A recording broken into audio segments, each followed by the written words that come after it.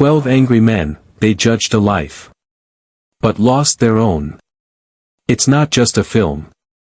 It's a psychological war room. 12 strangers, one verdict, and no escape from the truth. When 12 Angry Men hit screens in 1957, it wasn't flashy. No gunfights. No car chases. Just sweat. Silence. And the sound of justice grinding against prejudice. But here's the twist no one saw coming. The actors who brought this masterpiece to life. They didn't leave the courtroom behind. They carried it with them, to the grave. Henry Fonda, the moral anchor, Hollywood's golden hero with shadows of doubt he never showed. Lee J. Cobb, the explosive father figure who shouted for order, while his own life unraveled in chaos. Ed Begley, the loudest bigot at the table, a man whose real-life convictions weren't far off. E.G. Marshall. Jack Warden. Joseph Sweeney. John Fiedler. George Voskovec. Edward Binns. All gone. One by one. Until only echoes remained in that suffocating deliberation room. They were angry men. Not just in the script. But in life. Some died with awards. Some died with regrets. Some died forgotten. This isn't just a tribute. This is a trial of what fame does to men. And how even the loudest voices can go silent. Welcome to the verdict they never got to hear. This is 12 Angry Men. And their final judgment. Henry Fonda, the lone juror who carried justice to his grave. He played juror number 8. The man who refused to let a boy be sentenced to death without a fight. He wasn't loud. He wasn't flashy. But when he spoke, the room froze. And Henry Fonda? He wasn't playing a part. He was living it. Born in 1905 in Nebraska, Fonda wasn't your typical Hollywood rebel. He wasn't a drinker, a womanizer, or a scandal magnate. He was something far more dangerous in show business. Principled. He refused to act in films he didn't believe in. He refused to chase roles for money. He despised the studio system, even as it made him a star. And 12 Angry Men? He didn't just star in it. He produced it. Funded it with his own money, backed it when no one else believed in a courtroom drama with zero glamour. This was Fonda's passion project. His stand against Hollywood fluff. And it bombed. In 1957, 12 Angry Men failed at the box office. No awards. No parades. Just silence. Fonda was heartbroken. He called it the most important film I ever made. And the world ignored it. But years later, it rose. Today, it's considered one of the greatest films in cinema history. And Fonda? He became legend. Still, he paid a price. A distant father, a perfectionist husband, a man more comfortable delivering monologues than affection. His children, including actress Jane Fonda, described him as emotionally unreachable. Behind the stoic gaze was a man exhausted by idealism. He kept acting well into his 70s. On Golden Pond, The Grapes of Wrath, the wrong man. But he aged with a quiet sadness.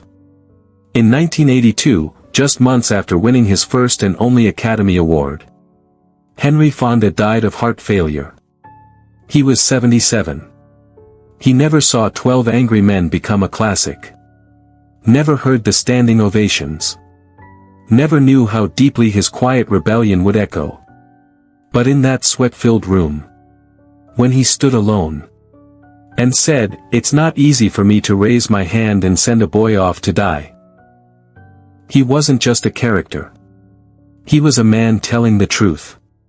Henry Fonda didn't play juror number 8. He was juror number 8. And when the lights went down, he never really left that room. Lee J. Cobb, the roaring beast who couldn't silence his own judgment. He was juror number 3. The loudest, angriest, most dangerous man in the room. Every line he delivered felt like a fist. Every stare like a loaded gun. He wasn't arguing law. He was arguing his pain. And Lee J. Cobb. He wasn't acting. Because in real life, Cobb knew what it meant to be angry. And what it cost. Born Leo Jacoby in 1911 in New York City, Cobb was the son of Jewish immigrants. He grew up hard, poor, tough, and ambitious. By his 30s, he became a Broadway star, known for originating roles like Willie Loman in Death of a Salesman. He was electric. Explosive. Unstoppable. Then came Hollywood's blacklist. In the 1950s, Cobb was accused of communist sympathies. He was hauled before the House Un-American Activities Committee. Terrified of losing everything, his career, his family. He broke. He named names. Friends. Colleagues. People he had once stood beside. He betrayed them to save himself. And he never forgave himself. That guilt. That rage. It followed him into every performance. Especially 12 Angry Men. Juror number 3 isn't just a bully. He's a man destroyed by his son, by his past, by the need to be right no matter the cost. And that final breakdown, where he crumbles, tears in his eyes, photo in hand. It's not just good acting. It's a confession. Cobb kept working. He played cops, bosses, villains, always loud, always intimidating. But behind the roar, was a man drowning in regret.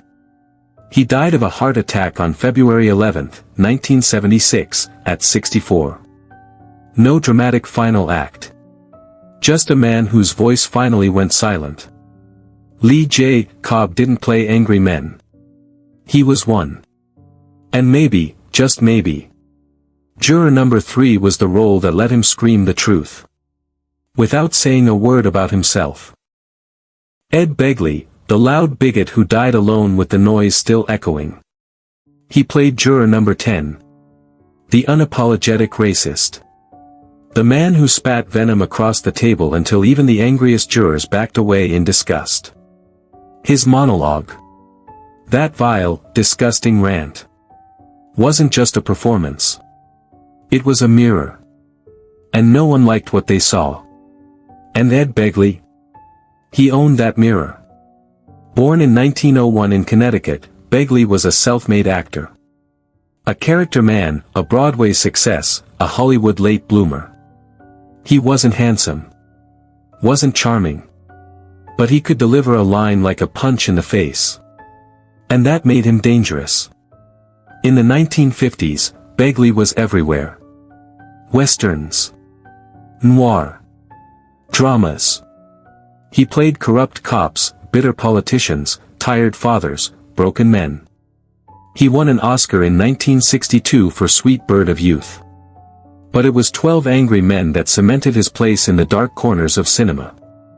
He made juror number 10 believable. Too believable. He didn't shout like Cobb.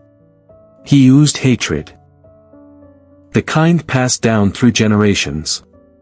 And when the room turned on him, when every man stood and walked away, leaving him alone with his bile, you didn't just see a character breaking. You saw America breaking.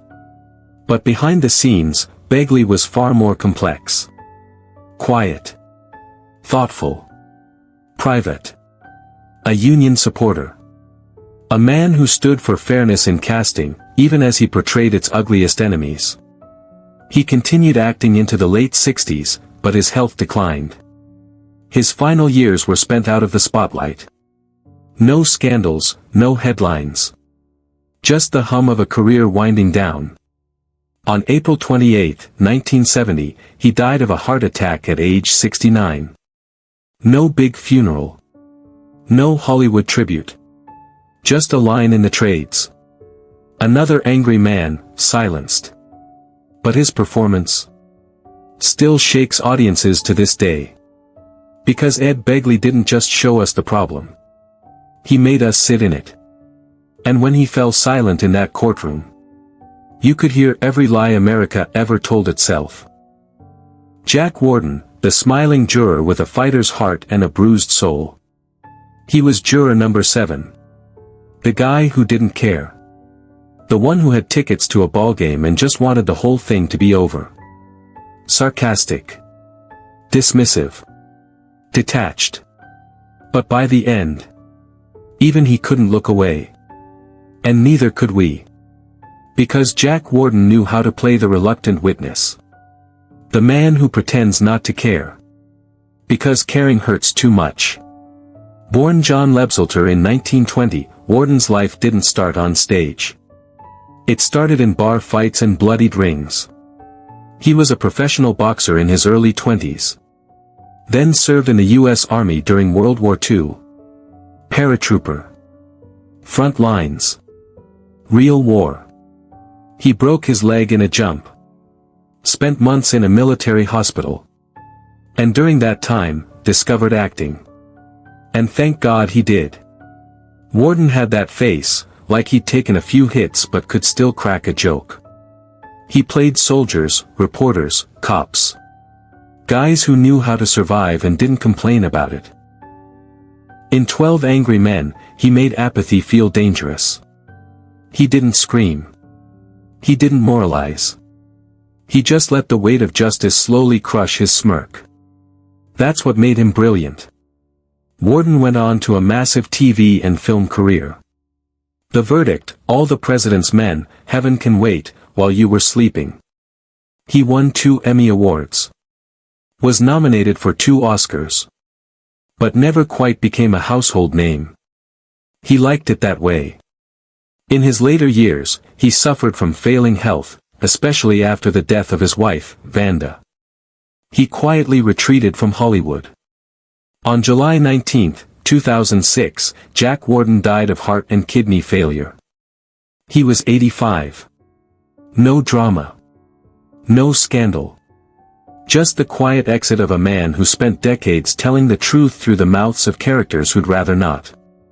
Jack Warden smiled through the pain. Laughed through the silence. And when he finally spoke up in that jury room, it was real. Because he knew. Sometimes the guy who acts like he doesn't care cares more than anyone. E.G. Marshall, the ice-cold juror who never lost his grip. He played juror number 4. The man who couldn't be rattled. No passion. No pity. Just facts. While the rest of the room boiled over with fear, rage, and bias. Juror number 4 sat like a statue. Unmoving. Unshaken. Uncompromising. And E.G. Marshall brought that same fire-forged control into every role he touched. Born Everett Eugene Gruns in 1914 in Minnesota. He never revealed what the initials E.G. stood for. Mystery suited him. Marshall's acting style was never loud, it was precise. He didn't deliver lines. He operated on them. In 12 Angry Men, his performance is haunting. No raised voice. No angry outbursts. Just cold, surgical skepticism. Until the moment the logic collapses. The moment he realizes. Facts can lie. If people do. Marshall's real-life career mirrored his on-screen persona. The Defenders, TV, playing a principled lawyer, winning 2 Emmys. Creepshow, Nixon, Christmas Vacation. Always the professional, always controlled. And dozens of stage performances that showed his classical chops. He was a founding member of the Actors Studio, alongside Brando, Dean, and Newman, but unlike them, he never chased tabloid fame. He played presidents, priests, and power brokers, but always kept his private life hidden. Even his children later admitted. He gave everything to his craft. The rest, he kept locked up. In his final years, he battled lung cancer. Even then, he kept acting, up until just before his death. On August 24, 1998, E.G. Marshall died at age 84, in Bedford, New York. He didn't leave behind scandal or drama. Just a mountain of performances carved with the precision of a surgeon. He played the man who refused to believe without proof. And in the end, he became the proof. That subtlety is a weapon.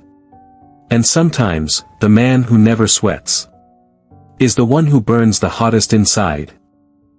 Joseph Sweeney, the old man who spoke softly and carried the verdict. He played juror number 9. Frail. Polite. But watching everything. While the younger men clashed with fury. He watched in silence. Until he couldn't anymore. When he finally spoke. About an old man just like him. Who just wanted to be noticed. The entire film changed. Because Joseph Sweeney didn't just play wisdom. He was wisdom. Born in 1884, he was already a stage veteran by the time most of the cast were in diapers. He worked in theater for decades, long before Hollywood even had sound. But in 12 Angry Men, at 72 years old, he made what would become the most iconic film of his entire career. He brought dignity to the role. A calm, clear-eyed sense of justice that pierced through the shouting and steam. He was the voice of experience. Of perspective. Of empathy. And just like in the movie, no one really noticed him at first. After 12 Angry Men, he returned to theater. No tabloid coverage. No fanfare. Just a man content to act. To speak truth quietly. And to fade with grace. On November 25, 1963, Joseph Sweeney died of natural causes. He was 79. There were no headlines. No retrospectives. No golden send-off. But if you watch 12 Angry Men today, and listen closely to that soft voice, you'll realize he wasn't just an old man in the room. He was the conscience of the room. And when he leaned forward and said, "I speak from experience," he meant it. Because Joseph Sweeney didn't just act in that film. He left a piece of himself inside it. And walked off screen. Never needing to raise his voice again. John Fiedler, the quiet man whose voice outlived the rest. He played juror number 2. The most timid man in the room. Uncertain. Nervous. Too afraid to speak. Until the truth backed him into a corner. And when he finally did, it hit harder than all the shouting. Because John Fiedler knew how to weaponize silence. Born in 1925 in Platteville, Wisconsin, Fiedler didn't look like a star. He had a small frame. A nervous energy. That high, thin voice. He wasn't built to dominate the screen. So he mastered something else. He made audiences lean in. Fiedler built an incredible career playing meek, polite, socially awkward characters. But with hidden depth. His voice was unmistakable. You've heard it before. As Piglet in Winnie the Pooh. As Mr. Peterson on the Bob Newhart Show. As side characters in Star Trek, Kolchak, That Girl, The Twilight Zone. But in 12 Angry Men, he played one of the most important arcs in the film. Juror number 2 starts off terrified. He doesn't want to be there. Doesn't want to speak. But eventually, he pushes back. Not with rage. But with a quiet sense of rightness. And that's the power Fiedler brought. The courage to speak softly, and still be heard. He worked steadily for over 5 decades. Never scandalous. Never flashy. Just consistently excellent. In his final years, Fiedler battled cancer. He died on June 25, 2005, at the age of 80. Just one day after his longtime friend Paul Winchell, the original voice of Tigger. Poetic. Quiet. Just like the man himself. No headlines. No tabloid storm. But if you listen closely to any generation's childhood, you'll hear John Fiedler's voice. still whispering in the background. Because even in the angriest room, sometimes the quietest man tells the hardest truth. George Voskovec, the immigrant who judged America with more honesty than it could handle. He played juror number 11. The soft-spoken, sharply principled man from somewhere in Europe. An immigrant. A man who had seen authoritarianism, felt the grip of dictatorship, and refused to let it infect this jury room. When others ranted, he listened. When others assumed, he questioned. And when it came time to speak, he shamed them with dignity. That wasn't acting. That was George Voskovec's life. Born in 1905 in Czechoslovakia, Voskovec was already a legendary playwright and satirist in Europe before World War II. But when the Nazis rose to power, he fled. When the Soviets took over his homeland later, he couldn't go back. He landed in America. Stateless. Displaced. But undeterred. He brought with him a deep understanding of what happens when truth is silenced. And in 12 Angry Men, he poured that knowledge into juror number 11. The scene where he defends the sanctity of the American justice system, even while being disrespected by men born into it, is one of the most powerful in the entire film. We have nothing to gain or lose by our verdict. This is one of the reasons why we are strong. That wasn't just a line. That was George Voskovec's love letter to the democracy he never took for granted. After the film, Voskovec continued working. Mostly in theater, some TV. Always respected. Rarely celebrated. He never chased stardom. He chased meaning. In the end, he returned to France. A citizen of nowhere, but a storyteller of everywhere. He died on July 4, 1981, at the age of 75. On Independence Day. As if fate wanted to say, "You belonged here more than most." George Voskovec didn't play the immigrant. He was the immigrant. And in that jury room, he reminded everyone what it meant to earn your voice. And then use it with honor. Edward Binns, the steady voice of reason who slipped away without applause. He played juror number 6. A house painter. A working man. Someone who listened more than he spoke. But when he did speak, it mattered. He defended the old man when the others mocked him. He stood up for decency when it wasn't popular. He wasn't trying to be right. He was trying to be fair. And that's exactly what Edward Binns stood for. Born in 1916 in Philadelphia, Binns was never a matinee idol. He didn't have leading man looks or studio backing. What he had was presence. He trained at the Actors Studio and became one of the most dependable character actors of the 1950s, 70s. If you needed authority, trust, or grit, you called Binns. In 12 Angry Men, he brought moral clarity without ego. The kind of decency you rarely see on screen anymore. He didn't need to yell to be heard. His values did the talking. Outside the film, Binns had a rich career. TV shows like The Twilight Zone, Gunsmoke, The Fugitive. Films like North by Northwest and Patton. He even had a memorable role in Failsafe, 1964, one of the tensest Cold War films ever made. But stardom never came. He didn't chase it. He just worked. Always worked. Quietly. Diligently. Professionally. In the late 1980s, health problems began to mount. On December 4, 1990, he died of a heart attack at the age of 74. No retrospectives. No Academy tributes. Just a line in the obituaries.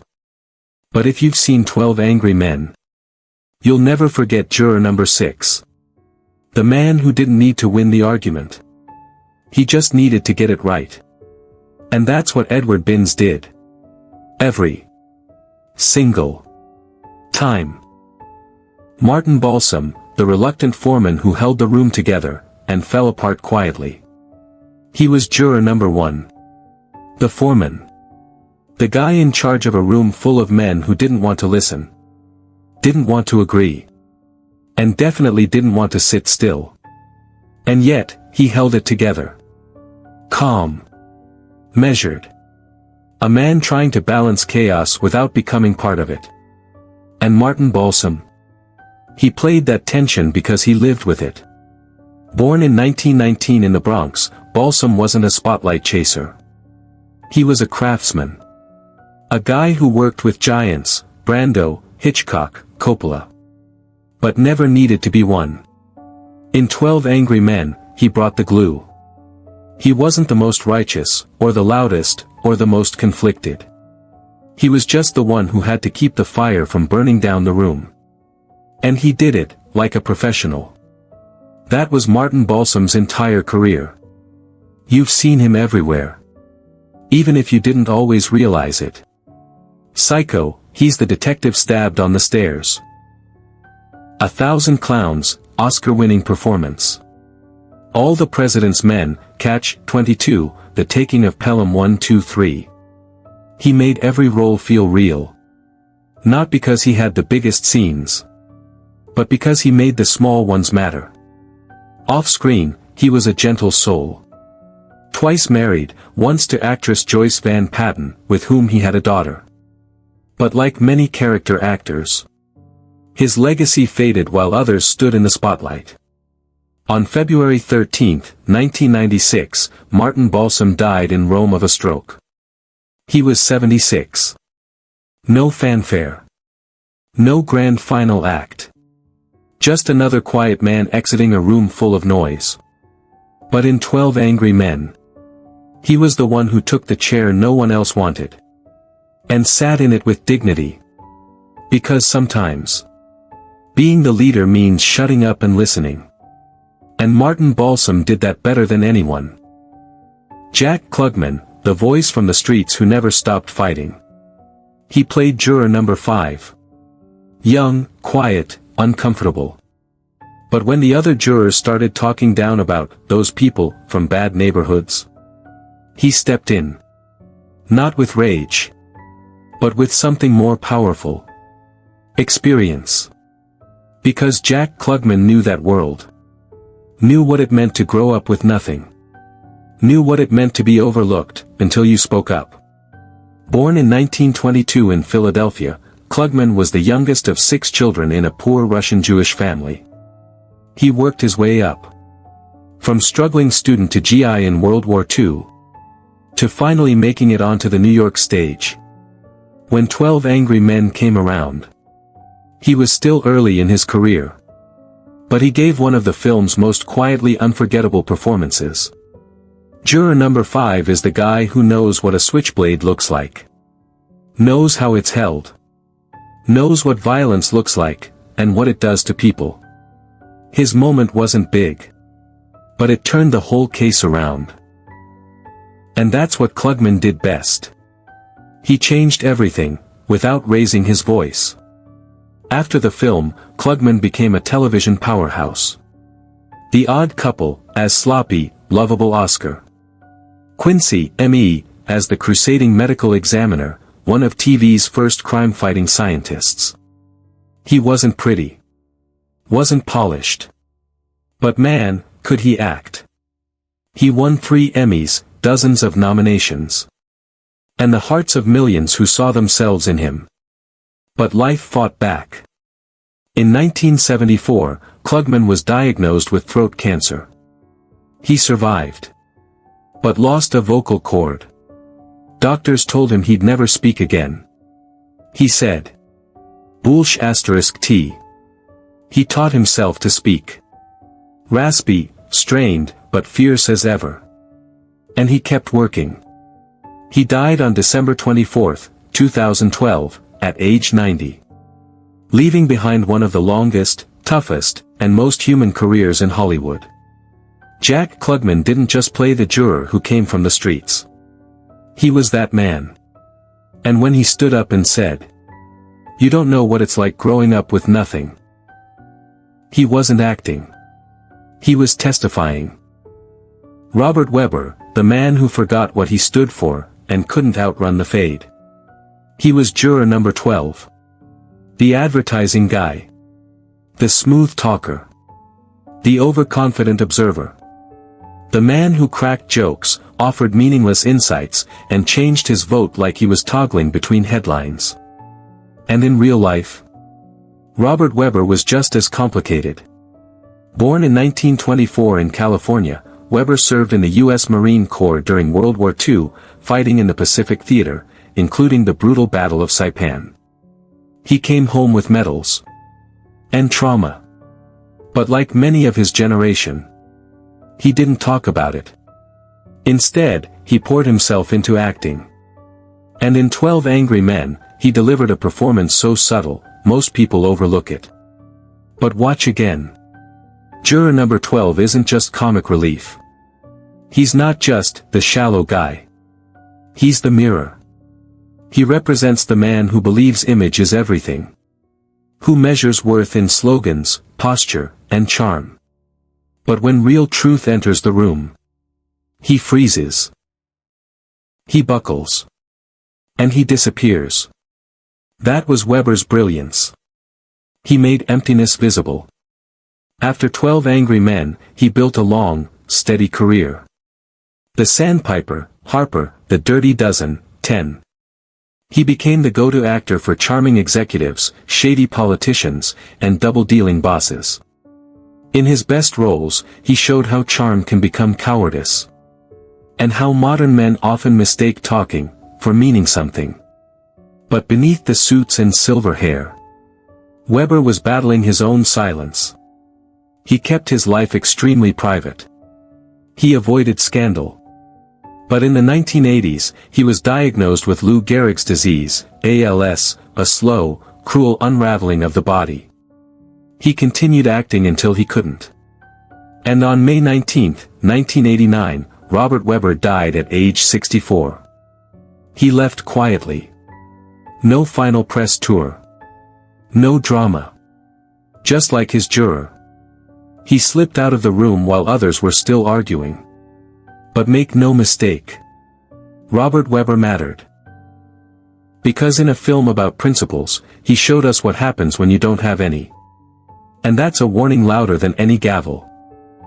12 voices. All silent now. They walked into that jury room with sweat on their brows, anger in their chests, and America on trial. They weren't superheroes. They didn't save the world.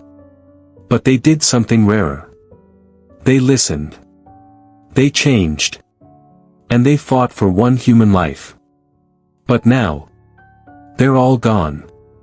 Henry Fonda, the lone idealist who carried the weight of justice, and died before seeing the world embrace his legacy. Lee J. Cobb, a force of fury haunted by guilt and betrayal, on screen and off. Jack Klugman, the kid from the streets who never stopped fighting, even after cancer took his voice. Martin Balsam, the reluctant leader who kept the chaos from consuming them all. Ed Begley, the loudest bigot in the room, whose silence after the film was just as loud. E.G. Marshall, ice-cold logic with a razor edge, and no need for applause. Jack Warden, the wisecracker with war behind his eyes, and pain behind his jokes. John Fiedler, the timid whisperer whose voice lives on in 100 childhoods. George Voskovec, the immigrant who believed in America more than most Americans did. Edward Binns, the steady hand of fairness, gone with no fanfare but never forgotten. Joseph Sweeney, the old man with one last truth to give before fading into silence. Robert Webber, the smooth talker who didn't know what he believed in, until it was too late. 12 men. 12 fates. 12 final exits. They didn't just make a courtroom drama. They made a moral blueprint. A film that still speaks, not because of action, but because of consequence. And as we watch their faces fade into history, we're left with the same question they faced. What kind of juror would you be? Because they've said their piece. They've cast their votes. And now, the verdict is ours.